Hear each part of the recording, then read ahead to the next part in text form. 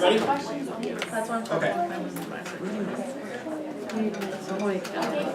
Tamara would be a good one. I don't know her. So it's fast. I want to know. I think I want to do like the science and stuff. That's why I was looking at science. Like, she's so passionate about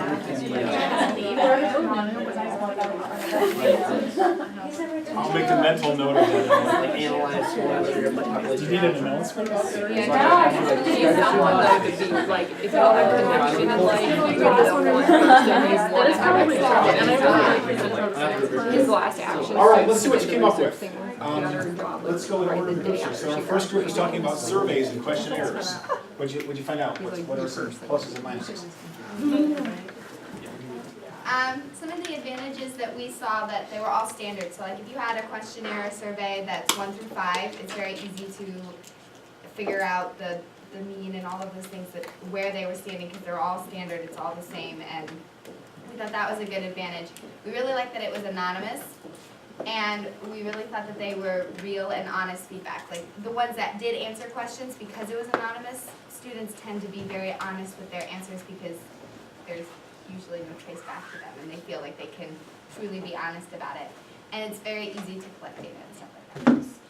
So we said some drawbacks were like it doesn't fully illustrate what students choose. Like I know I've taken surveys in the past where it's like, are you a 4 or 5? And it's like I wouldn't say I'm a 4 or 5. I would say I'm like a 4.5. But like, how do I illustrate that in a survey?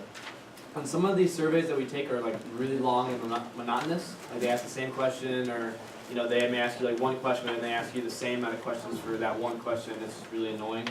And also, you don't know the seriousness of the student's answers. So, like, some students maybe just, like, kind of goofing off and just be like, I just want to get this done, so 4, 4, 4, 4, 4, 4.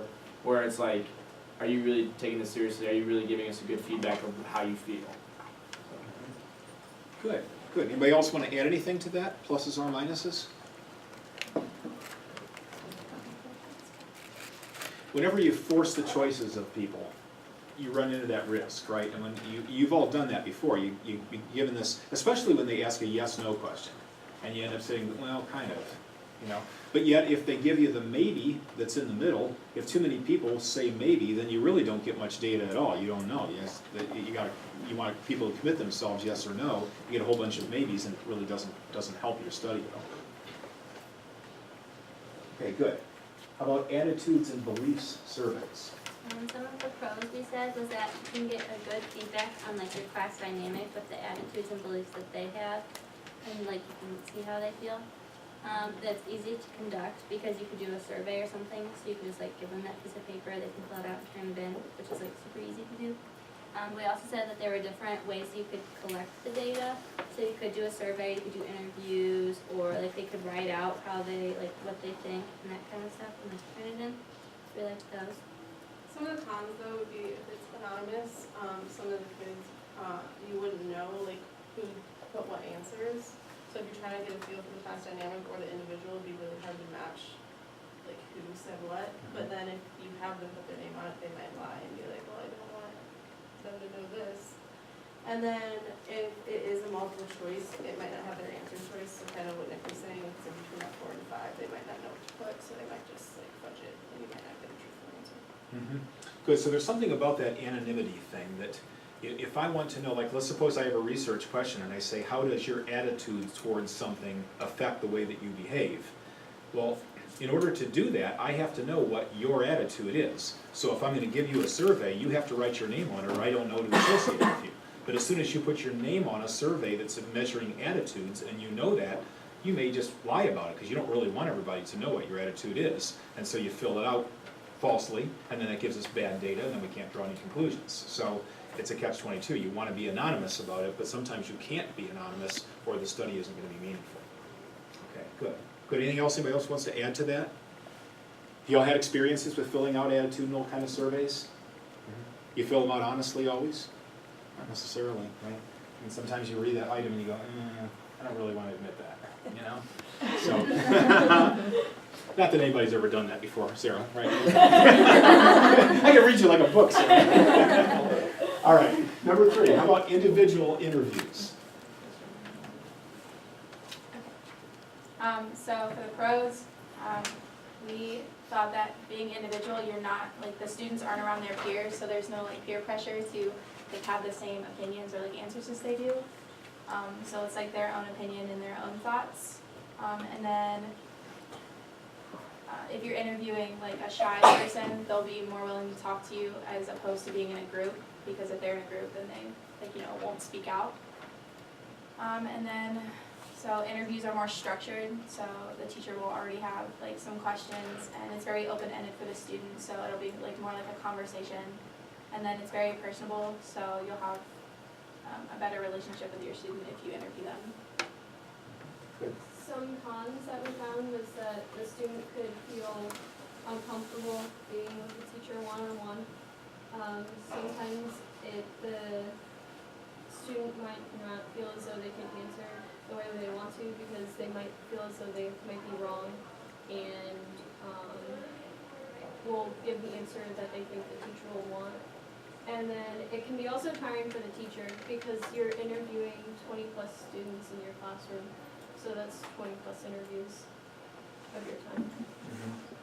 Good, they can be very time consuming. When you think about that, even if you're gonna spend, 15 minutes with a student, or 10 minutes, if you've got 20 or 30 kids to interview, you gotta start thinking about, even a 10-minute interview, you're gonna need 5 solid hours of interviewing time to make that happen. I know I go through that every semester when I do one-on-ones, right? So we look at all of the first years and all of the second years and say I'm gonna meet with everybody for 10 minutes, and we try to give a 10-minute gap every hour in case I get behind. Imagine that I would actually get behind schedule, but we try to give that extra buffer so I can meet 5 people in an hour.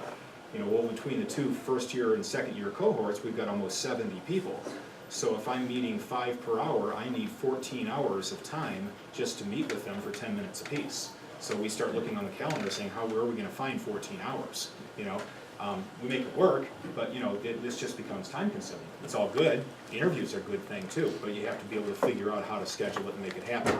So as a result, sometimes we go to focus groups or group interviews instead. Who was the That was us. Yeah, that was the first positive we had, was that it was really time saving, because instead of spending 10 minutes with each individual student, you can get 5 out of the way in 10 minutes. And then we also said that it brings a variety of ideas.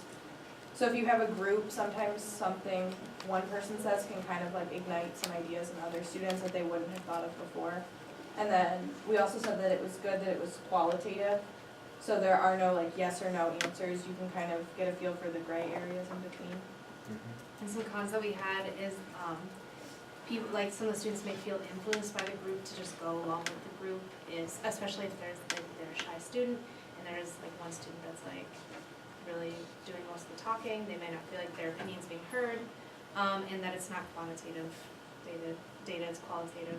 Like you can't compare it between groups necessarily, as well as like if you were to take a survey between students. Harder to compare. One that I would add to your list is, gee, I forgot it just that quickly. Aaron, you were talking about the positives. I was listening so closely to what you said, Maddie, and I lost it.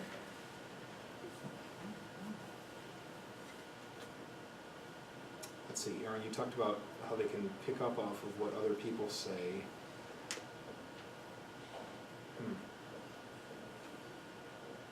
Wow, I lost it just that quickly.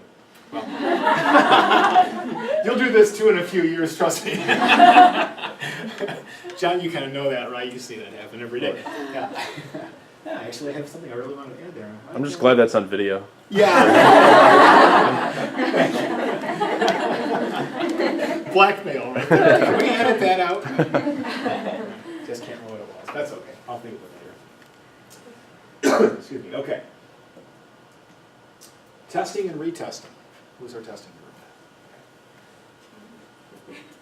Okay, so for the advantages, we said that it's easy to quantify and easy to standardize because you have like the test scores and everything. So it's easy to see growth between, like when you do a test and retest, and you can compare that easily with other students. We said that it's also easy to organize and easy to implement like into their curriculum because they're already taking tests and quizzes, so it would be easy to just bring that into the classroom. talks a lot about like test anxiety, where some students don't feel comfortable taking the test, or maybe they had like a rough night before, so they might not perform as well as like they actually should be performing. And tests don't necessarily show understanding, because you can easily memorize a bunch of stuff, but that doesn't mean you understand what's going on in the class. And then tests are not really personal, because you're just kind of like answering the questions of what you're being taught, not necessarily like giving your input on whether it's being taught like efficiently and stuff. And then really like only test knowledge, like once again, so like you're not really seeing what the students are feeling in the class. It's just like, can they pass this simple test? Okay, good. And your response, Jessica, just made me think of what I was going to say when Erin finished, and Maddie, because it's actually a similar thing. And that is, there's this issue with when you're doing an interview, being able to mine deeper into the response. You know, so if you just give a test and a post-test, you know the student got the question wrong and they scored lower, or they got it right and they scored higher, but you don't really necessarily know how they came to know it, what they were thinking, why they got the answer right, you know? So if you're filling in a survey and I say, what do you believe is the likelihood that you're going to pass this class, you know, on a scale of 1 to 10? And if you rate it a 3, then I've got a numerical score. So what? I mean, that's good.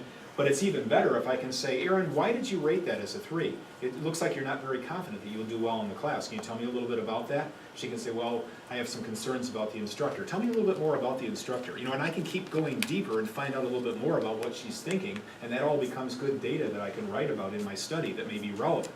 But if all I have is just Erin filling out the survey and she fills in a 3 and hands it in, I don't know any of the backstory. All I've got is just a number, right? So anytime that you do some kind of either a test, retest kind of thing, or you're using a questionnaire, it blocks you from being able to go any more deeply into what the student is thinking. So a lot of times we have other methods of gathering data that allow us to go deeper. Certainly interviewing, either individually or in a group, is one way to be able to do that. And sometimes we can go a little deeper by looking at observations too. That's for our next group. So the positives, we said, so kind of what the book said about how like you need to go to a place like kind of in the back, short distance from the door, and then like kind of like hide, I guess. But so after you do all that, like mostly the students will go back to normal and they'll like go back to how they normally are in a classroom. And so we said that like since you being there and observing them, you're not really changing anything. Like you're seeing them for like how they naturally are within the classroom. And then also we said the students can't lie about how they're feeling. So like if you're just watching the student write and then you raise and then write and you raise, like you can tell that they're confused and you can tell like how they're feeling, while the student might raise their hand and be like, yep, I got it, and like run and move on. And then negatives, on the other side of that, like I kind of always look like I'm a little bit angry, but I'm probably not. So like if you're just observing someone, they might like, look at like, they might look a certain way and then you might be reading it a little bit incorrectly. And then observation itself might change the outcome. So if a student knows they're being observed, they might like act differently than they would if they were just in a normal setting. So I might want to ask you, why do you feel like you're always more angry, right? But you're not, right? You just... No, I get asked if I'm angry all the time. Right. So yeah, I mean, the observation may or may not tell the story. I'm looking at the student, I'm thinking that student is totally bored. Maybe they're not bored, you know? Or you see the student doodling on their paper and you make a note about that in your observation. All they're doing is doodling, they're not paying attention. Maybe some people pay attention better by doodling, and they need to do that to fire their brains. How do you know? So again, you're not going to know unless you're going to survey the student or you're going to ask them some questions in an interview type of a setting. Or sometimes we have them do some writing. That was our next group. So we said some of the benefits of journal or writing prompts is that you can really see their thought process because they're writing down in their own words. They're not just spitting back out whatever you said, like they could be doing like on a test or something. They're just writing down how they feel. And they can feel more open to write down like how they're feeling because it's just kind of like an organized rant of sorts. And they can do anything they want. They can doodle, they can sketch, they can, like, it's their journal, they can do whatever they want with it. So you can really see, like, as long as, like, you, of course, want to tell them, like, hey, write about math if you're in a math class, but, like, you can see how they're feeling about it, like, really see how they're feeling if they are writing